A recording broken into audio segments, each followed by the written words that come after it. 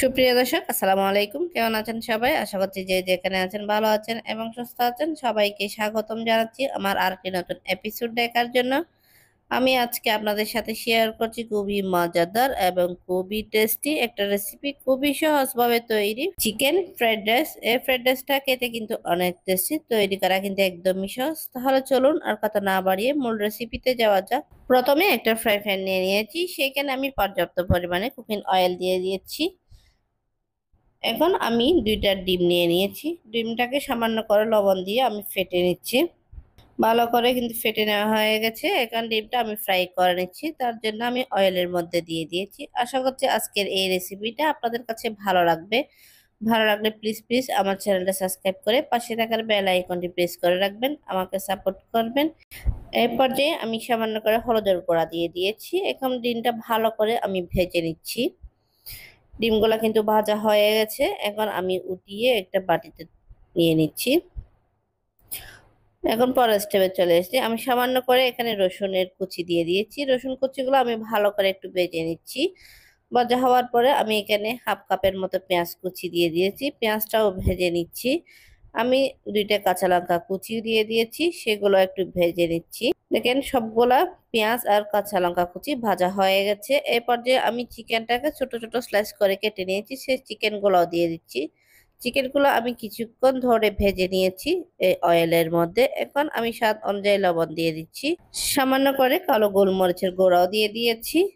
আমি এখানে 2 টেবিল চামচের মতো সিরকা দিয়ে দিয়েছি, হোয়াইট সিরকাটা। আমি সয়া সস দিয়ে দিয়েছি 2 টেবিল চামচের মতো। 2 টেবিল চামচের মতো টমেটো সস দিয়ে দিয়েছি।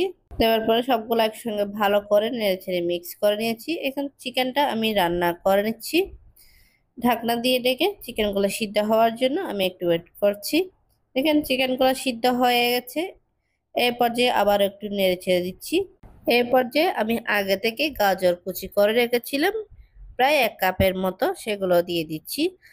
তারপরে আমি 1 কাপের মতো পাতাকপি কুচি করে রেখেছিলাম, সেগুলো দিয়ে দিয়েছি। আমি ক্যাপসিকাম দিয়ে দিয়েছি, এখানে আমি সবুজটা দিয়েছি। এখন সবগুলা আমি চিকেনের সঙ্গে ভালো করে একটু মিক্স করে নিচ্ছি। আশা করছি আজকের এই সহজ রেসিপিটা আপনাদের কাছে ভালো লাগবে। ভালো লাগলে লাইক, কমেন্ট এবং বেশি বেশি করে শেয়ার করবেন।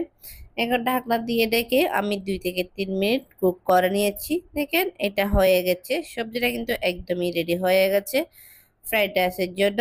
এই সবজিগুলো কিন্তু হয়ে গেছে। এখান থেকে হাফ আমি একটা বাটিতে উঠিয়ে নিচ্ছি। আশা করছি আজকের এই সহজ ফ্রাইড রাইস রেসিপিটা আপনাদের কাছে ভালো লেগেছে। ভালো লাগলে আপনারা এভাবে একবার হলো বাসায় ট্রাই করবেন। দেখেন আমি এখানে বাসমতি চাউলের রাইস নিয়েছি, এটা আমি আগে থেকে কুক করে নিয়েছি ভিডিওটা সহজ করার জন্য। এখন আমি আগে যে ডিমগুলো ফ্রাই করে রেখেছিলাম সেখান থেকে অল্প করে দিয়ে দিয়েছি। এখন আমি রাইস অল্প করে দিয়ে দিচ্ছি। আমি 1 ধাপ রাইস দিয়ে দিয়েছি, এর উপরে কিন্তু যে সবজিগুলো আমি উঠিয়ে দিয়েছিলাম সেগুলো দিয়ে দিচ্ছি। দেওয়ার পরে আমি আবারও 1 ধাপ রাইস দিয়ে দিচ্ছি। আমি এইভাবে কিন্তু 3 ধাপ করে এই ফ্রাইড রাইসটা রেডি করব।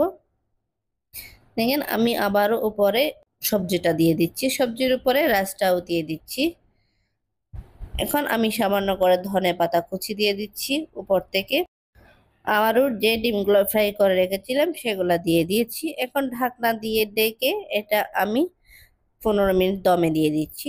15 মিনিট পর আমি আবারও ফিরে এসেছি। এখন সবগুলা একসঙ্গে ভালো করে মিক্স করে নিচ্ছি। দেখেন কত জর্জরা হয়েছে। এই ফ্রাইড রাইসটা খেতেও কিন্তু অনেক টেস্টি। এভাবে ফ্রাইড রাইস তৈরি করলে বাচ্চারা কিন্তু অনেক লাইক করে। এই চিকেন ফ্রাইড রাইসটা খেতে কিন্তু অনেক টেস্টি। আপনারা এভাবে একবার হলে বাসায় ট্রাই করবেন। আশা করছি আজকের এই রেসিপিটা আপনাদের কাছে ভালো লেগেছে। ভালো লেগে থাকলে প্লিজ প্লিজ আমার চ্যানেলটা সাবস্ক্রাইব করে পাশে থাকার বেল আইকনটি প্রেস করে রাখবেন, আমাকে সাপোর্ট করবেন। আসলে এই ফ্রাইড রাইস রেসিপিটা খেতে কতটা টেস্টি হয়েছে আপনারা যদি একবারও ট্রাই না করেন তাহলে বুঝতেই পারবেন না আসলে এটা খেতে কতটা টেস্টি। আর আজকের রেসিপিটা আপনাদের কাছে কেমন লেগেছে অবশ্যই কমেন্ট করে জানাবেন। আর যারা এই ফ্রাইড রাইস রেসিপিটা ফেসবুক থেকে দেখছেন প্লিজ আমার পেজটা ফলো এবং লাইক করে দিবেন।